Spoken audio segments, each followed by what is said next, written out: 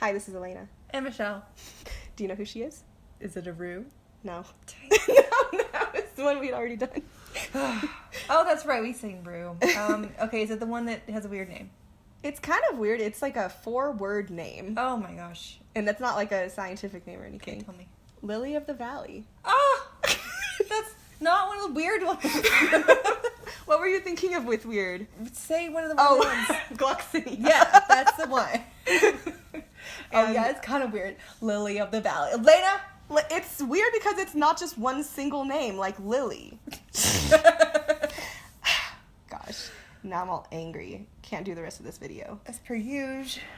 Okay, so last time I had started talking about some avocado crimes I had witnessed on someone's vloggy lunch video. Yes, super underripe is a huge crime. Yeah. What else we got? Crime. So the solution, which I've heard other people talk about, and I've never really trusted in it myself, is like if your avocado is underripe, then you could bake it a little bit, like in an oven or in a microwave. I have heard of that, yeah. I've heard of it, and I don't trust like that. No. I just think it would not be good. Maybe it'd be smushy, but it wouldn't have the right taste. Yeah. You know, that was some person that I had seen, she microwaved it, and then she, like, mashed it up, and she just kept putting more mayo in it, and she was like, oh, the more mayo I put, the better it tastes. Like, I don't know. Like, I guess, but I think you just need a better avocado.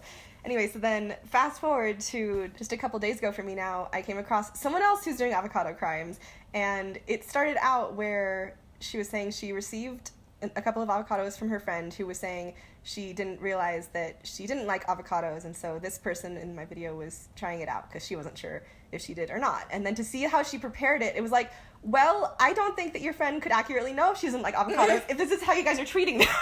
Where it's like she got into one and it was way overripe and it was like kind of brownish in this middle, and she wasn't sure if she could eat it, and it's like, thankfully she Googled it and she saw like, no, that's not really a good one.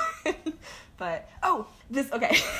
What's on the screen right now is just what's going to happen in the center of each of the flowers. There's some pollination stuff that goes on, and sometimes we're at the right angle to see the insides of it, so I just figured, like, it's kind of hard to hide in 3D, so I just wanted to put it there. And these ones are kind of fun because the leaves are huge, meanwhile the petals are, like, super teensy. And lilies are big, so Lily of the Valley is just like a cutesy little miniature one.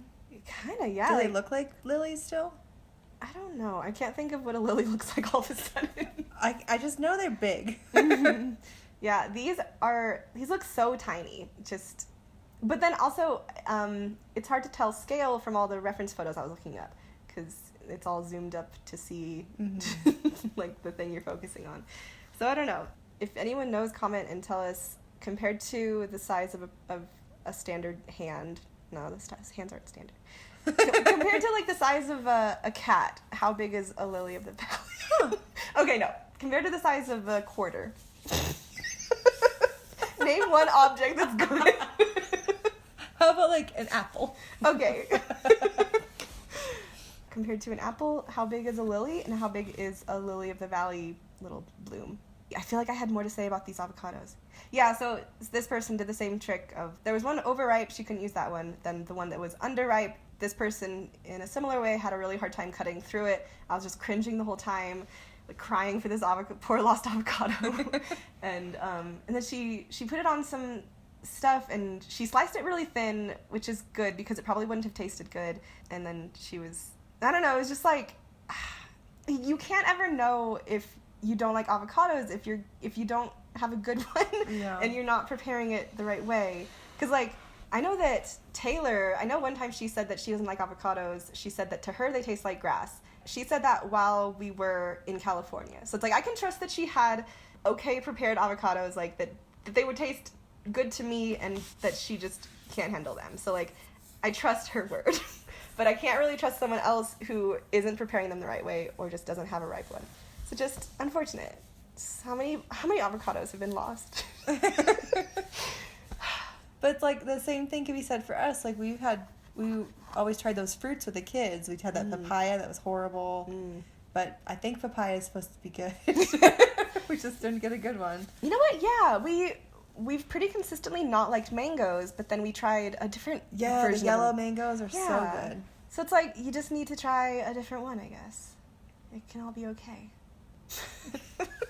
Yeah, I saw this new hack where if you have a lot of avocados but you don't want them to go bad before you eat them, you can stick them in a bunch of water. Like just put them in a bowl of water in your fridge. Fun. And they'll last. Wow. Because already putting them in the fridge is one of the tips to keep them fresher longer. And that's always worked well for us. Yeah. We are avocado experts in this house, if you couldn't tell. We are. Michelle once chopped... Okay, Michelle... What did I do? It's a good thing. I sound so angry. This was so good. You know the seed in the middle of an avocado. You gotta whack it out with a knife. You gotta do it confidently but carefully. So Michelle once... she had a bunch of avocados to de-seed. No, that's not the word you use for that. But anyway, she was like, whack! She got one seed out. And then she got the second avocado without taking the pit off of the knife. I'll send you guys a whack. picture. Got a second avocado. And then she got a third one and whack! Yeah, I did. She got it all. We'll post it up there right about now. It's a proud moment. It's like, tell me you're Californian without telling me you're Californian. Yeah, I sent that to our family group chat. There's this other thing that happened in the video I was watching with the avocados. This girl is like, she makes these vloggy videos, but she doesn't really say much. She puts a lot of what she's thinking in the captions. So, like, it's a lot of just her doing stuff, and then you just have to read the captions. So, she was filling us in on this thing, in the captions only, about how she had a clock, like an analog clock, and she said that the second hand was too loud, and so she removed it, but then it just broke the clock. So she got a new one, and it just wouldn't have a second hand on the clock. And she was showing us the clock as she was working, and I saw that, that it did have two hands on it. But even though she was saying that she took off the second hand, and the issue is that I was reading it in captions, and it's kind of hard to know, like, what's up without the inflection of, like hour hand, minute hand, second hand. Oh. So, essentially, she took off the third hand of the clock that represents the second. It's like, I was just having such an issue. I'm like, I feel like she's saying this weird. Like, it's not a her issue, that's a me issue. Not to in thee. You learn some, you live some. These are some big leaves. Very big. You'd never believe it. So, it snowed a lot today, so at some point I went outside to shovel it, and when I came back, Michelle had been busy in the kitchen. She made cookies. I did. She made peanut butter cookies. It just makes me wonder, Shell, what is your favorite type of cookie? Oh, gosh. So many cookies are like parading around in my brain right now to be put on the spot. Okay, I think I really like the white chocolate macadamias, but I don't really like the macadamias. Ooh. Okay. I'm also thinking about this. I think it's another macadamia cookie, but it's a lace one. Ooh. Where you add like the teensiest dollop of stuff, and it spreads to being like a really super thin, crispy deliciousness. Yeah. You ever had one of those? I think I have. Or at least I feel like I have because I've seen so many of them like on Great British Bake Off. I remember we did a cookie exchange one year with the Delbys, and I think Liz made those, and they're just really good. But like so sugar. Oh, gosh. And then just plain chocolate chip is always good too. Yeah. I really like soft ones. I don't like crunchy hard cookies. I like them super soft. Yeah. Gosh, there are those kinds of sugar cookies that it's like half cookie and half icing, like from the grocery store. Those are so good. Yes. Yeah, I don't know if I have a favorite cookie. I know once, I was once talking to Kevin, where I don't know, I think that we had some cookies. Bless you. Stop it. That was last video. Yeah. One sneeze per video. Anyway, I was talking to Kevin. I think that we had some cookies at the house, but the majority of what was left was raisin cookies, and I was saying to him something like, I know none of us really mind them, like all the 5 of us kids weren't really raised to abhor raisins and cookies. Oh. Oh. Yeah, that was the moment. Oh my gosh. I'll tell that story after this cookie thing.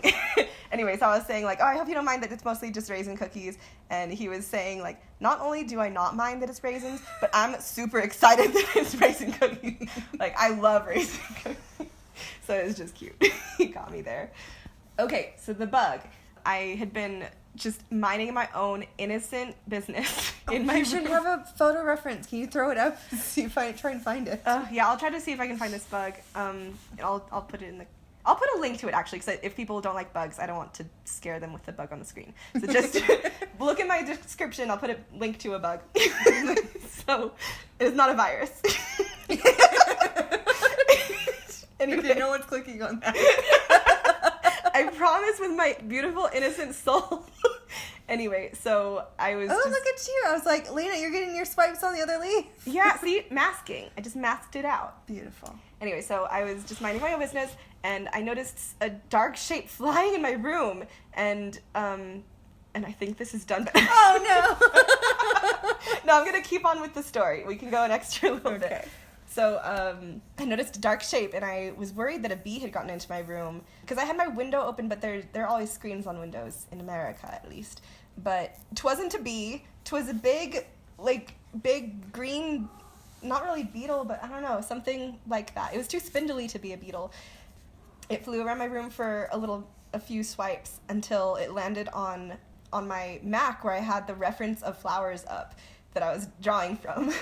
So, like, it was drawn to the best part of nature in my room. And so I freaked out, and it was so big. It was, I don't know, maybe the size of a pinky finger. Don't ask me to explain scale. How many quarters?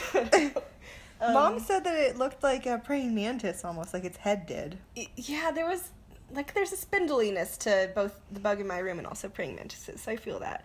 But yeah, it's like I didn't really know what to do, and I think if I were in the house alone, or if I were in the house with just me and the kids, I would just deal with it. Like, I would know how to handle it. But since I knew that there were two mom characters in the house, I was just like, okay, like, call closest one to me. Shell's right downstairs. I'm gonna call her up. You didn't answer your phone. So I was like, okay, next one down. She's like, she has to climb 2 sets of stairs for me. I'm probably gonna ruin her day, but like, there's also a mom in this house who's got my back. So I called her. She came up. She dealt with it so bravely. Gosh. So bug done, flower done. Lily of the Valley. Mm-hmm. Thanks for watching. Thanks for listening. Ba-dum-bum, ba-dum-bum. Bam.